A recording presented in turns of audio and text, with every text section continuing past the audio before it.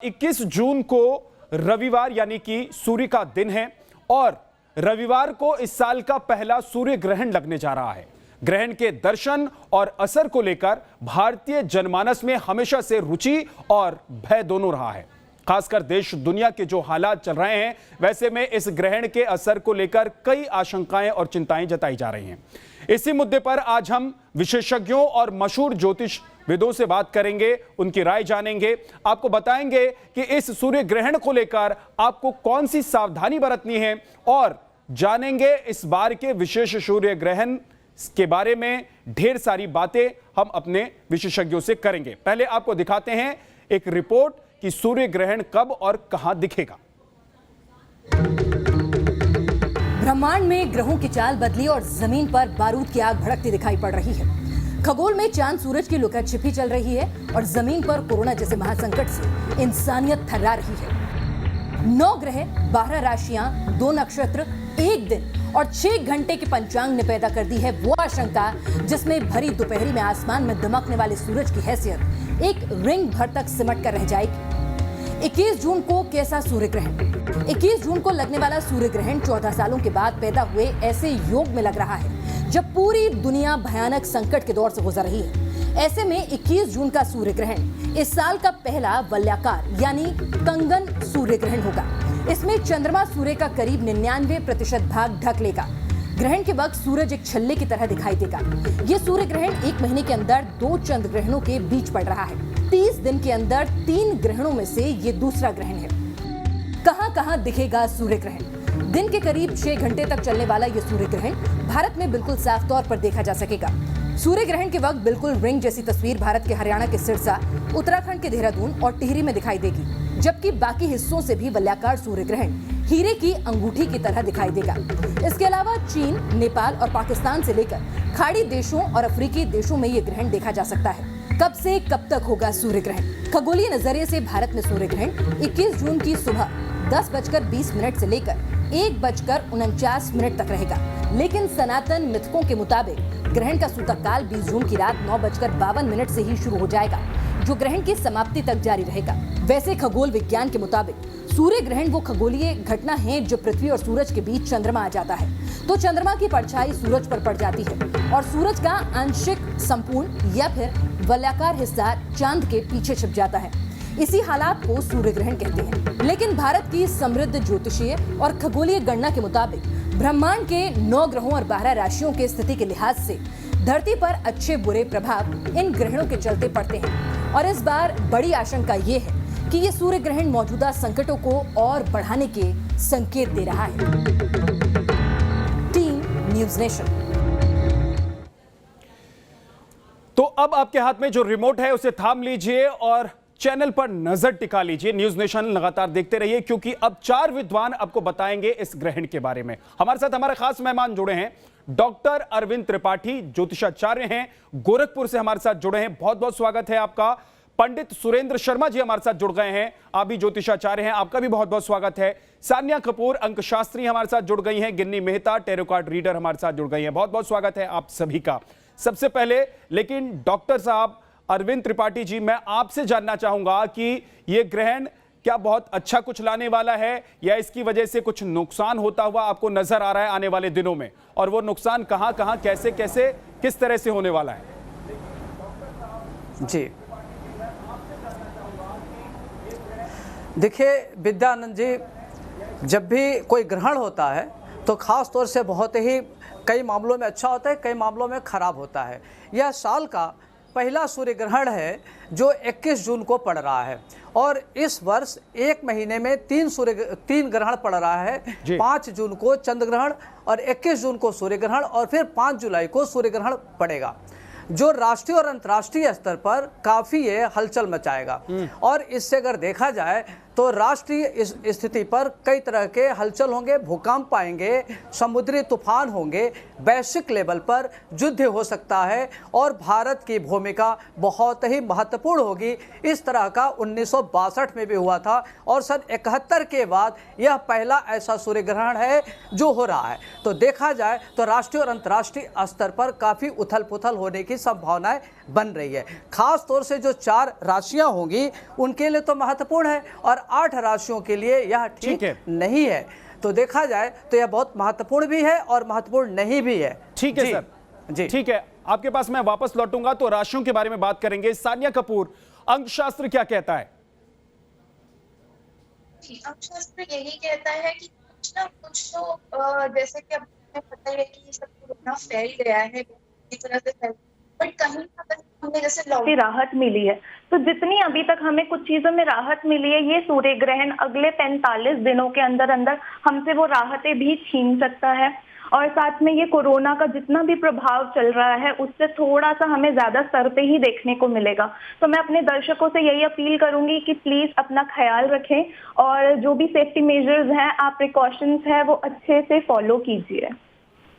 ठीक है गिन्नी मेहता जी, tarot card के हिसाब से अगर देखें तो ये आने वाले दिन ग्रहण से लेकर ग्रहण के कब तक कैसे रहने वाले हैं, क्योंकि जिज्ञासा ये होती है कि ग्रहण के दिन क्या होगा और ग्रहण के बाद क्या होगा।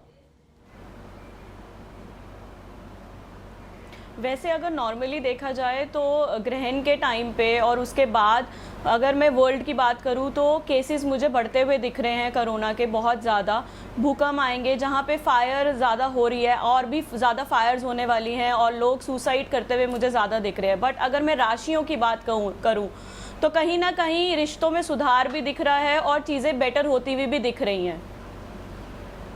ठीक है, पंडित सुरेंद्र शर्मा जी हमारे साथ जुड़े हुए हैं। पंडित जी, आपके हिसाब से क्या कुछ होने वाला है आने वाले दिनों में, और खास तौर से जब सूर्य ग्रहण होगा तब क्या हो सकता है? जी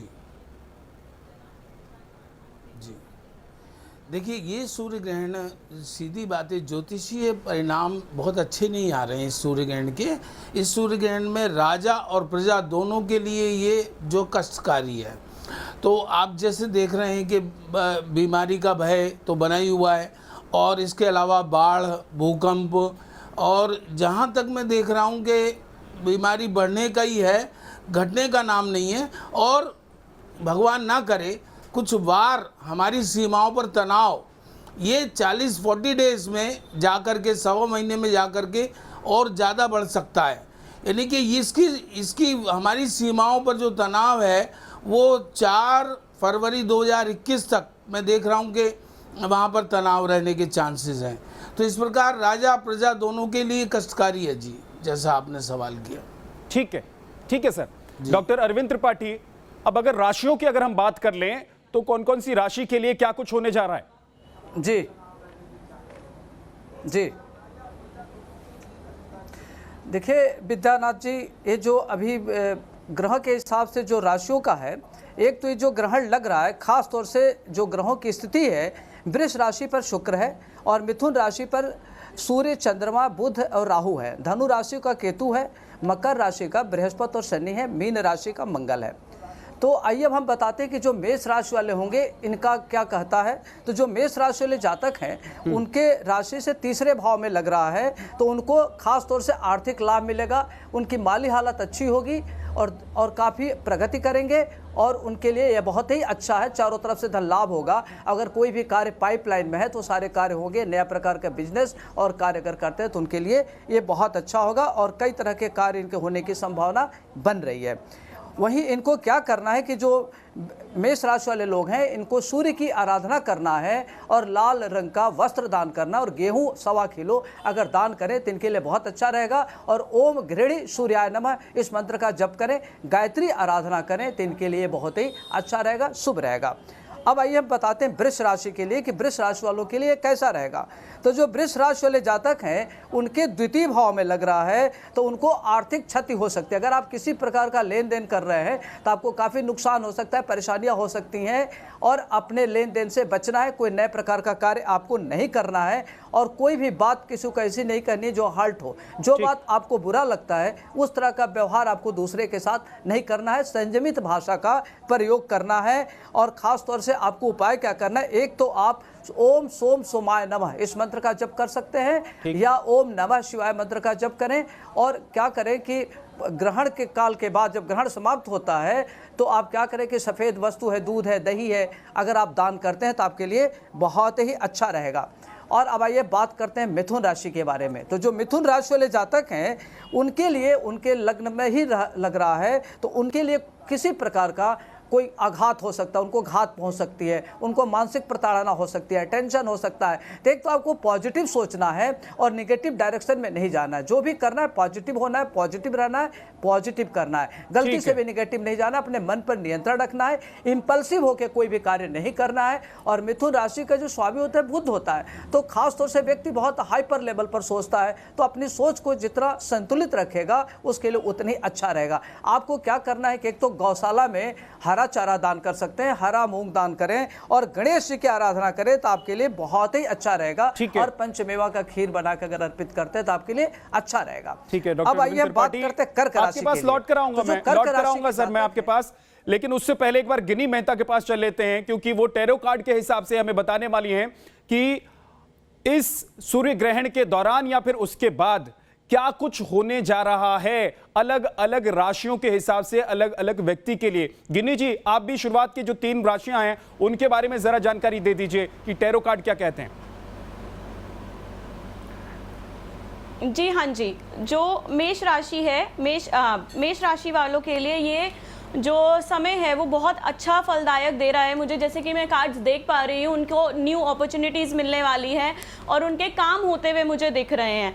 और मैं उनको ये एडवाइस करूँगी कि अगर वो किसी न किसी रिलेशनशिप में है तो उसको हाइड करके चले तो बहुत अच्छा रहेगा। अभी ढोल पीटने की ज़रूरत नहीं है और गुस्से पे नियंत्रण रखना बहुत ज़्यादा ज़रूरी है उनके लिए। और इनके लिए जो उपाय मैं देना चाहती हूँ मैं ये बोलूँगी कि वो चांदी का धारण करें अपने ऊपर और चंद्रमा को जल दे तो वो बहुत अच्छा रहेगा उनके लिए। अब हम देखते हैं मिथुन राशि वालों के लिए कैसा रहेगा ये समय। मिथुन राशि वालों के लिए मैं देख पा रही हूँ कि ये समय बहुत अच्छा है। जिनकी शादियां नहीं हुई हैं वो शादियां होते हुए मुझे दिख रही हैं। प्लानिंग जिनकी चल रही थी कि हमारी शादी हो जाए या जिनकी लव मैरिजेस में प्रॉब्लम आ रही थी वो सॉल्व होते हुए दिख रही है। और एक एक करके हर एरिया में लाइफ के बिल्कुल स्टेबिलिटी मुझे उनके दिख रही है। तो ऑल ओवर मिथुन राशि वालों के लिए ये समय बहुत अच्छा होने वाला है। और इनके लिए ये मैं उपाय दूंगी कि वो बच्चों को टॉफियां खिलाएं और क्या कहते हैं बाउल में पानी रखकर अपने कमरे में रखें तो बहुत अच्छा रहेगा। अब देखते हैं कर्क राशि वालों के लिए। नहीं, आऊंगा मैं वापस कर्क राशि के लिए आपके पास। उससे पहले एक बार चलते हैं अंक शास्त्र के हिसाब से क्या कुछ होने जा रहा है, अलग अलग राशियों पर क्या असर पड़ने जा रहा है।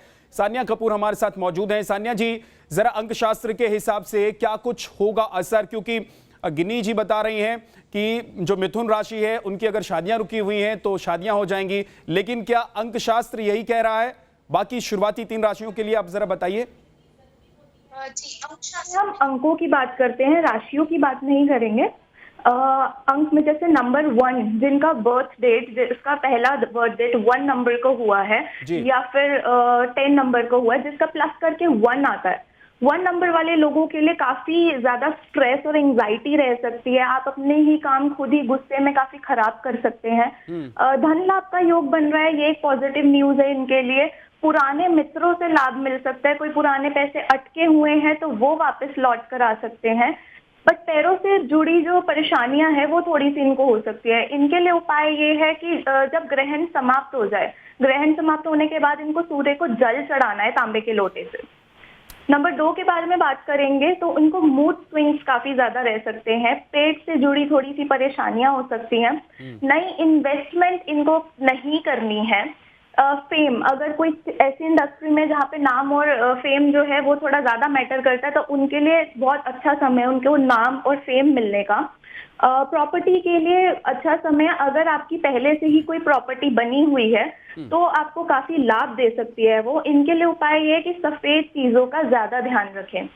एक चीज और कि जो हमारी पब्लिक फिगर्स हैं या फिर लीडर्स हैं, उन लोगों के लिए ये समय थोड़ा सा मुश्किल हो सकता है कि उनके ऊपर अटैक्स हो सकते हैं, उनको सिक्योरिटी बढ़ाने की काफी जरूरत पड़ सकती है जी। नंबर 3 के बारे में अगर हम बात करें तो जल्दी में इनको कोई फैसला नहीं लेना है।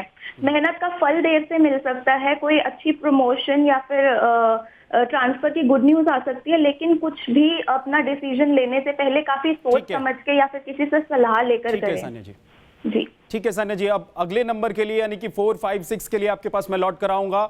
गिनी मेहता जी ने बताया कि किस तरीके से राशि के हिसाब से आपकी राशि के हिसाब से आपके ऊपर क्या असर पड़ने वाला है। दूसरी तरफ अंक के हिसाब से अब आप जोड़कर देख लीजिए कि क्या कुछ आपका संयोग बनता है इस ग्रहण के हिसाब से। लेकिन एक बार चल लेते हैं पंडित सुरेंद्र शर्मा जी के पास। पंडित जी, जब ग्रहण होगा उस दौरान क्या पाठ करें, क्या कथा बोलें, क्या सुने, क्या करें, क्या करना चाहिए? जी देखिए, हरिभजन करें, रामचरितमानस का पाठ करें, सुंदरकांड का पाठ करें, और कुछ नहीं तो बहुत सूक्ष्म में ओम नमः शिवाय नमः शिवाय नमः शिवाय इसका भी पाठ कर सकते हैं। और एक आदित्य हृदय स्त्रोत यानी कि सूर्य स्त्रोत का भी जाप कर सकते हैं। और ये तो सर्वविदित है कि इसमें भजन कर सकते हैं, मानसिक जाप कर सकते हैं। और जो खाद्य सामग्री अपने फ्रिज वगैरह में जहाँ पर वहाँ तुलसी जी के पत्ते उसमें डाल सकते हैं, जिससे कि वो सुरक्षित रहें। ठीक है सर। जो आपके जो खाने पीने का सामान है उसमें तुलसी जी के पत्ते डाल के रखें, सुरक्षित है। तो ओम नमः शिवाय, कुछ दो सूर्याय नमः, आदित्य हृदय स्त्रोत, ये सब जाप के लिए। ठीक है डॉक्टर अरविंद त्रिपाठी, 3 राशियां बता दी थी आपने, आगे की 3 और राशियों के बारे में बता दीजिए।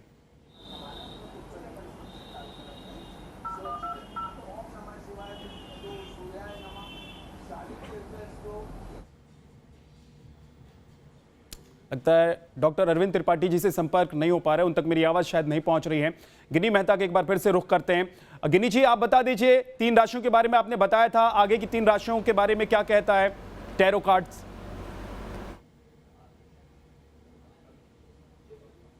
के लिए जो मैं देख पा रही हूँ वो फाइनेंशियल लॉसेस दिख रहे हैं मुझे, और मेल्स को प्रॉब्लम डिफिकल्टीज फेस करनी पड़ सकती है। जहाँ तक कि मैं बात करूँ फीमेल्स की, उनके लिए कर्क राशि वालों के लिए बहुत अच्छा है। उनके लिए ये उपाय मैं देना चाहूँगी कि वो हनुमान जी को सुंदर संदूर चढ़ाएं और पानी जितना पी सकते हैं वो पिए। अब देखते हैं कर्क राशि वालों के लिए। कर्क राशि वालों के लिए रिलेशनशिप्स बहुत अच्छे होने वाले हैं, नई अपॉर्चुनिटीज दिख रही है, यात्रा मुझे होती हुई इनकी दिख रही है। और इनके लिए मैं ये उपाय दूंगी कि वो येलो कलर का ज़्यादा उपयोग करें और अपने फादर को कुछ ना कुछ गिफ्ट दें। अब आती है सिंह राशि वालों की बात। तो सिंह राशि वालों को मैं ये कहना चाहूँगी कि उन्होंने जो भी प्लानिंग्स करी है रिलेशनशिप से रिलेटेड, करियर से रिलेटेड, या जो भी कोई नया काम करना चाहते हैं वो कर पाएंगे, उनके लिए बहुत अच्छा रहेगा। और कहीं ना कहीं हायर स्टडीज़ दिख रही है और स्पिरिचुअल ग्रोथ दिख रही है। सो इनके लिए मैं यही उपाय बोलूँगी कि ये लोग बर्ड्स को बाजरा दें और प्लांट्स लगाएं अपने घर में, तो बहुत अच्छा रहेगा। ठीक है, अब सानिया कपूर जी के पास चलते हैं। सानिया जी, आगे के 3 अंकों के बारे में बताइए, 4, 5 और 6। जी, 4 अंक वालों के लिए थोड़ा सा समय कठिन है। जैसे कि हम देख रहे हैं 2020 भी हमारा काफी कठिन जा रहा है, वो भी 4 नंबर ही है। तो 4 नंबर वालों के लिए स्ट्रेस बहुत ज्यादा ले सकता है, छोटी छोटी बातों पे टेंशन ज्यादा ले सकते हैं, पेशेंस की कमी रह सकती है, साथ में सेविंग्स पर उनको ज्यादा ध्यान देने की जरूरत है। एक चीज और कि वो अपने वाहन चलाते हुए अपना ज्यादा ध्यान रखें, डाइजेशन का ध्यान रखें। और उपाय इनके लिए ये है, और सबके लिए भी ये उपाय है कि महामृत्युंजय मंत्र का जितना ज्यादा हो सके जाप करें। नंबर 5 की तरफ रुक करेंगे। नई अपॉर्चुनिटीज मिलेगी इनको, ट्रांसफर हो सकता है, डिसीजन बहुत सोच समझ कर लेना है। पार्टनर के साथ संबंध थोड़े से खराब हो सकते हैं आपकी बोली की वजह से, वाणी का थोड़ा सा ध्यान रखें, अदरवाइज सब कुछ अच्छा होगा। उपाय इनके लिए एक कि गौशाला में जो है हरे चारे का दान करेंगे। नंबर 6 की अगर बात करेंगे तो सबसे पहले नंबर 6 से एक बात कि हमारी एंटरटेनमेंट सेक्टर जो है, एंटरटेनमेंट इंडस्ट्री, उस पर बहुत ज्यादा नेगेटिव इफेक्ट पड़ेगा इसका, इस ग्रहण से 45 दिन तक के लिए। वैसे नंबर 6 वालों को एक्सीडेंट्स का बहुत ज़्यादा ध्यान रखना है। 2 से ज़्यादा जगह से इनकी इनकम बढ़ सकती है, जो अलग अलग जगह से इनके पास आएगी। नर्व्स और हार्ट से रिलेटेड डिजीजेस का काफ़ी ध्यान रखना है। उपाय इनके लिए ये है कि सफ़ेद चीज़ों का दान करें ग्रहण के बाद। तो आप अपने अंक और अपनी राशि के हिसाब से तमाम चीजें नोट करते जाइए, ताकि ग्रहण के दिन, ग्रहण के वक्त आपको क्या करना है और उसके बाद क्या क्या सावधानी आपको बरतनी है वो आप समझ सके।